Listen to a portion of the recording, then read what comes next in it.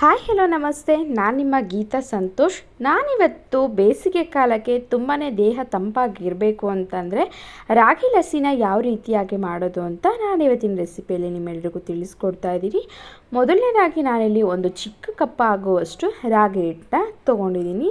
ನೀರು ಹಾಕಿ ಸ್ವಲ್ಪನೂ ಸಹ ಗಂಟಿಲ್ದಾಗೆ ನೀಟಾಗಿ ಇದನ್ನು ಮಿಕ್ಸ್ ಮಾಡ್ಕೊಳ್ಳೋಣ. ಸ್ವಲ್ಪನೂ ಸಹ ಗಂಟು ಇರಬಾರ್ದು, ಆ ರೀತಿಯಾಗಿ ಮಿಕ್ಸ್ ಮಾಡಿಕೊಂಡು ಚೆನ್ನಾಗಿ ನೋಡಿ ಈ ರೀತಿಯಾಗಿ ಮಿಕ್ಸ್ ಮಾಡ್ಕೊಂಡಿದ್ದಾದಮೇಲೆ ನಾವು ಫುಲ್ಲಾಗಿ ಒಂದು ಬಟ್ಲಲ್ಲಿ ಏನಿರುತ್ತೆ ನೋಡಿ ಅಷ್ಟು ಫುಲ್ಲಾಗಿ ನೀರನ್ನ ಆ್ಯಡ್ ಮಾಡಿಕೊಂಡು, ಅಳತೆ ಏನಿಲ್ಲ, ನೀಟಾಗಿ ನಮಗೆ ಎಷ್ಟು ನೀರು ಬೇಕೋ ಅಷ್ಟನ್ನ ಅಳತೆ ಮಾಡಿಕೊಂಡು ನಾನಿವಾಗ ಒಂದು 10 ನಿಮಿಷಗಳ ಕಾಲ ಜಸ್ಟ್ ಇದನ್ನು ನೆನೆಯೋದಕ್ಕೆ ಬಿಡ್ತಾ ಇದ್ದೀನಿ. ಅಷ್ಟರಲ್ಲಿ ನಾವಿವಾಗ ಇನ್ನೊಂದು ತೆಂಗಿನಕಾಯಿನ ಹಾಲನ್ನ ರೆಡಿ ಮಾಡ್ಕೊಳ್ಳೋಣ. ನಾನಿಲ್ಲಿ ಒಂದು ಅರ್ಧ ಹೋಳಾಗುವಷ್ಟು ತೆಂಗಿನಕಾಯಿನ ನೀರು ಹಾಕಿ ಚೆನ್ನಾಗಿ ರುಬ್ಕೊಂಡು ಇಟ್ಕೊಂಡಿದ್ದೀನಿ. ನಾನಿನ್ನು ಇವಾಗ ಫಿಲ್ಟ್ರ್ ಮಾಡಿ ಇಟ್ಕೊಳ್ಳೋಣ. ಒಂದು ಅರ್ಧ ಹೋಳಾಗುವಷ್ಟು ತೆಂಗಿನಕಾಯಿ, ಹಸಿ ತೆಂಗಿನಕಾಯಿನ ನೀರು ಹಾಕಿ ಚೆನ್ನಾಗಿ ರುಬ್ಕೊಳ್ಳಿ. ನಾವಿವಾಗ ಇದನ್ನು ಫಿಲ್ಟ್ರ್ ಮಾಡ್ಕೊಳ್ಳೋಣ. ಸ್ವಲ್ಪನೂ ತೆಂಗಿನಕಾಯಿ ಬರಬಾರ್ದು, ತೆಂಗಿನಕಾಯಿ ಹಾಲು ಮಾತ್ರ ನಾವು ತೆಗೆದು ಇಟ್ಕೋಬೇಕು. ಈ ರೀತಿಯಾಗಿ ಕಾಫಿ ಫಿಲ್ಟ್ರ್ ತೊಗೊಂಡು ನಾವು ನೀಟಾಗಿ ಫಿಲ್ಟ್ರ್ ಮಾಡಿ ರೆಡಿ ಮಾಡಿ ಇಟ್ಕೊಳ್ಳೋಣ. ನೋಡಿ ಇವಾಗ ತೆಂಗಿನಕಾಯಿ ಹಾಲು ರೆಡಿಯಾಗಿದೆ. ಈ ರೀತಿಯಾಗಿ ನಾನಿವಾಗ ರುಬ್ಬಿ ಚೆನ್ನಾಗಿ ಫಿಲ್ಟ್ರ್ ಮಾಡಿ ಪಕ್ಕಕ್ಕೆ ಎತ್ತಿಟ್ಕೊತಾ ಇದ್ದೀನಿ. ಒಂದು ಅರ್ಧ ಹೋಳಾದರೆ ಸಾಕು ತೆಂಗಿನಕಾಯಿ. ನೆಕ್ಸ್ಟು ನಾವು ಏನು ರಾಗಿ ಹಿಟ್ಟನ್ನ ನೆನೆಯೋದಕ್ಕೆ ಕಲಸಿ ಇಟ್ಟಿದ್ವಲ್ಲ, ಅದು ಒಂದು 10 ನಿಮಿಷಗಳ ಕಾಲ ಬಿಟ್ಟರೆ ಸಾಕು. ಈ ರೀತಿಯಾಗಿ ಚೆನ್ನಾಗಿ ಎಲ್ಲನೂ ನೆಂದಿದೆ. ನಾವಿವಾಗ ಇದನ್ನು ಸಹ ನಾವು ಅದೇ ರೀತಿಯಾಗಿಯೇ ಫಿಲ್ಟ್ರನ್ನ ಮಾಡ್ಕೋಬೇಕು. ನಾವು ತೆಂಗಿನಕಾಯಿ ಹಾಲನ್ನ ಯಾವ ರೀತಿಯಾಗಿ ಫಿಲ್ಟ್ರ್ ಮಾಡ್ಕೊಂಡ್ವಿ ನೋಡಿ, ಅದೇ ರೀತಿಯಾಗಿ ಸ್ವಲ್ಪನೂ ಸಹ ಗಸಿ ಅಥವಾ ಏನು ನಾವು ರುಬ್ಬಿರ್ತೀವಲ್ಲ ಅದು ಬರಬಾರ್ದು. ನೀಟಾಗೆ ಇಲ್ಲಿ ಸ್ವಲ್ಪನೂ ಸಹ ಬಾಯಿಗೆ ಸಿಗಬಾರ್ದು. ಆ ರೀತಿಯಾಗಿ ಫಿಲ್ಟ್ರ್ ಮಾಡಿ ರೆಡಿ ಮಾಡಿ ಇಟ್ಕೊಳ್ಳೋಣ. ಇವಾಗ ತೆಂಗಿನಕಾಯಿ ಹಾಲು ಮತ್ತು ರಾಗಿ ಹಿಟ್ಟಿನ ಹಾಲು ರೆಡಿ ಮಾಡಿ ಇಟ್ಕೊಂಡಿದ್ದೀವಿ. ಇದಿಷ್ಟನ್ನು ನಾವು ಚೆನ್ನಾಗಿ ಮಿಕ್ಸ್ ಮಾಡಿಕೊಂಡು ಎತ್ತಿಟ್ಕೊಳ್ಳೋಣ. ನೆಕ್ಸ್ಟು ನಾನಿಲ್ಲಿ ಒಂದು 3/4 ಕಪ್ ಆಗುವಷ್ಟು ಬೆಲ್ಲನ ಪುಡಿ ಮಾಡಿ ಇಟ್ಕೊಂಡಿದ್ದೀನಿ. ಈ ರೀತಿಯಾಗಿ ನಾವು ಏನು ರೆಡಿ ಮಾಡಿ ಇಟ್ಕೊಂಡಿದ್ವಲ್ಲ ತೆಂಗಿನಕಾಯಿ ಹಾಲು ಮತ್ತು ರಾಗಿ ಹಿಟ್ಟು ಹಾಲು, ಅದಕ್ಕೆ ನಾವು 3/4 ಕಪ್ ಆಗುವಷ್ಟು ಬೆಲ್ಲನ ಸೇರಿಸಿ ಚೆನ್ನಾಗಿ ಕರಗುವಷ್ಟು ಚೆನ್ನಾಗಿ ಮಿಕ್ಸ್ ಮಾಡ್ಕೊಳ್ಳೋಣ. ಬೆಲ್ಲ ತೆಂಗಿನಕಾಯಿ ಹಾಲಲ್ಲಿ ನೀಟಾಗಿ ಚೆನ್ನಾಗಿ ಮಿಕ್ಸ್ ಆಗಬೇಕು. ಅಲ್ಲಿವರೆಗೂ ಸಹ ನಾವು ಮಿಕ್ಸ್ ಮಾಡ್ಕೊಂಡಿದ್ದಾಗಿದ್ಮೇಲೆ ಒಂದು ಪ್ಯಾನ್ನ ಬಿಸಿ ಮಾಡೋದಕ್ಕೆ ಇಟ್ಕೊಂಡು ನಾವು ಏನೆಲ್ಲನೂ ಬೆಲ್ಲ ಮತ್ತು ರಾಗಿ ಹಾಲು ಮತ್ತು ತೆಂಗಿನಕಾಯಿ ಹಾಲು ಅಷ್ಟು ರೆಡಿ ಮಾಡಿ ಇಟ್ಕೊಂಡಿದ್ವಲ್ಲ ಅಷ್ಟನ್ನು ಸಹ ಒಂದು ಪ್ಯಾನ್ಗೆ ಸೇರಿಸ್ಕೊಳ್ಳೋಣ.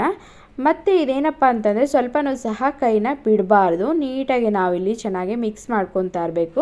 ರಾಗಿ ಹಿಟ್ಟಾಗಿರೋದ್ರಿಂದ ಗಂಟಾಗ್ಬಿಡುತ್ತೆ. ಅದಕ್ಕೋಸ್ಕರ ಸ್ವಲ್ಪ ಮೀಡಿಯಮ್ ಫ್ಲೇಮಲ್ಲಿ, ಸ್ವಲ್ಪ ಫಸ್ಟು ಹೈ ಫ್ಲೇಮಲ್ಲೇ ಇರಲಿ. ಅದು ಸ್ವಲ್ಪ ಕುದಿ ಬರೋವರೆಗೂ ಲೋ ಫ್ಲೇಮಲ್ಲಿ ಇಟ್ಕೊಂಡು ಮಾಡ್ಕೊಳ್ಳೋಣ. ಹೈ ಫ್ಲೇಮಲ್ಲಿ ಇಟ್ಕೊಂಡು ನಿಧಾನವಾಗಿ, ಸ್ವಲ್ಪನೂ ಸಹ ಗಂಟಾಗಬಾರ್ದು, ಆ ರೀತಿಯಾಗಿ ತಿರುಗಿಸ್ಕೊತಾ ಇರೋಣ. ಕೈ ಬಿಟ್ಟರೆ ಏನಾಗುತ್ತಪ್ಪ ಅಂದರೆ ಗಂಟಾಗ್ಬಿಡುತ್ತೆ ಮತ್ತು ಚೆನ್ನಾಗಿರಲ್ಲ ಟೇಸ್ಟು. ಅದಕ್ಕೋಸ್ಕರ ಸ್ವಲ್ಪನೂ ಸಹ ಗಂಟಿರಬಾರ್ದು. ಆ ರೀತಿಯಾಗಿ ಚೆನ್ನಾಗಿ ಮಿಕ್ಸ್ ಮಾಡ್ಕೊಳ್ಳೋಣ. ತೆಂಗಿನಕಾಯಿ ಹಾಲನ್ನ ಹಾಕಿರೋದ್ರಿಂದ ಆ ಫ್ಲೇವರ್ ಮತ್ತು ಘಮ ತುಂಬಾ ಚೆನ್ನಾಗಿ ಬರ್ತಾಯಿದೆ ನೋಡಿ. ಈ ರೀತಿಯಾಗಿ ಚೆನ್ನಾಗಿ ಕುದಿ ಬರಬೇಕು. ಸ್ವಲ್ಪ ಸಕ್ಕರೆ ಕಮ್ಮಿ ಅನ್ನಿಸ್ತು, ಸಿಹಿ ಪ್ರಮಾಣ ಸ್ವಲ್ಪ ಕಮ್ಮಿ ಅನ್ನಿಸ್ತು. ಸ್ವಲ್ಪ ಬೆಲ್ಲ ಅಥವಾ ಜಾಸ್ತಿ ಹಾಕ್ಕೊಳ್ಳಿ. ಅಕಸ್ಮಾತ್ ಏನಾದರೂ ಸ್ವಲ್ಪ ಸ್ವೀಟು ಕಮ್ಮಿ ಅನಿಸಿದರೆ ನಾನಿಲ್ಲಿ ಒಂದು 3 ಸ್ಪೂನ್ ಆಗುವಷ್ಟು ಸಕ್ಕರೆ ಹಾಗೆ ಸ್ವಲ್ಪ ಏಲಕ್ಕಿ ಕಾಯಿ ಪುಡಿನ ಸೇರಿಸಿ ಚೆನ್ನಾಗಿ ಮಿಕ್ಸ್ ಮಾಡ್ಕೊತಾ ಇದ್ದೀನಿ. ಈ ರೀತಿಯಾಗಿ ಗಟ್ಟಿ ಆಗಬೇಕು. ಅಲ್ಲಿವರೆಗೂ ನಾವು ಚೆನ್ನಾಗಿ ಮಿಕ್ಸ್ ಮಾಡ್ಕೊಳ್ಳೋಣ. ನೆಕ್ಸ್ಟು ನಾನಿಲ್ಲಿ ಒಂದು 2 ಸ್ಪೂನ್ ಆಗುವಷ್ಟು ತುಪ್ಪನ ಆ್ಯಡ್ ಮಾಡ್ತಾಯಿದ್ದೀನಿ. ನೀಟಾಗಿ ತುಪ್ಪ ಹಾಕೋದ್ರಿಂದ ಟೇಸ್ಟು ಚೆನ್ನಾಗಿರುತ್ತೆ ಮತ್ತು ಫ್ಲೇವರು ಚೆನ್ನಾಗಿರುತ್ತೆ.